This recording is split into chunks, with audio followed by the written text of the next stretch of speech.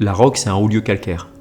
C'est un haut lieu calcaire, on est très très précisément au point de rencontre des 3 types de sols calcaires qui existent à Saint-Émilion.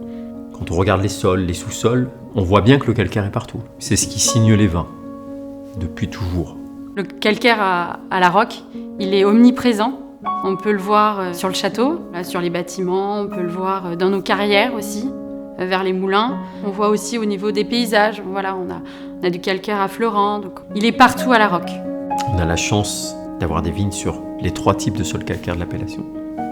Et les vins de la Roque, ils sont le fruit de cet assemblage-là, de ce mariage des 3 types de sols calcaires.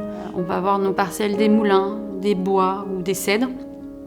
Donc ça, c'est le calcaire qui est pur, avec des petites couches d'argile blonde. Sur ces vins-là, on va avoir soit des tanins en velours, des tanins en dentelle, et on va pouvoir avoir des notes citronnées, avec beaucoup de tension, mais aussi de la légèreté dans ces vins-là.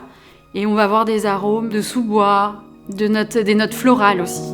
Ensuite, on a l'autre plateau, le plateau Est, où là, il y a toujours ce calcaire qu'on retrouve, mais il est dans les molasses de l'Agenais, et ça va être argilo-calcaire plus, et on va retrouver des terres plus rouges, et celles-ci, elles vont nous amener du corps.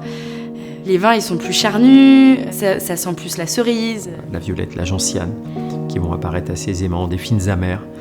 Voilà, on est très racinaire. Et puis on a la chance, à la Roque aussi, d'être en bord de plateau et donc d'occuper ce cirque qui s'ouvre sur la grande combe de Saint-Laurent.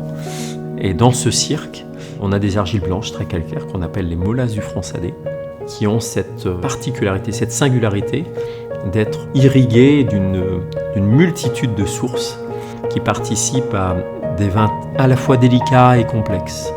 On a un caractère épicé, parfois quelques touches exotiques, de l'orange sanguine, de la framboise.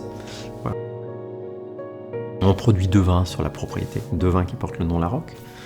Château La Roque, qui est le grand vin, le cru classé, et puis les Tours de La Roque.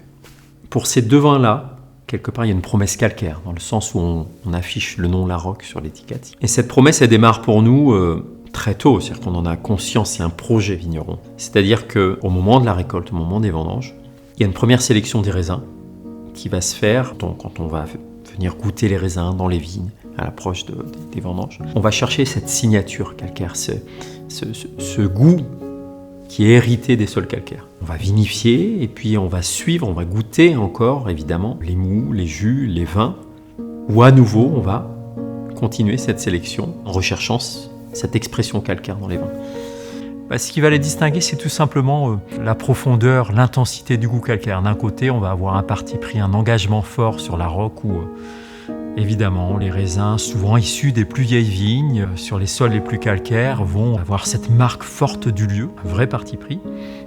Puis les Tours de la Roque, qui signent aussi les lieux calcaires, mais qui fait aussi la part belle à l'expression du fruit, quelque part à mi-chemin entre l'expression fruitée et l'expression calcaire. On a avec ces 2 vins-là une belle image de la Roque.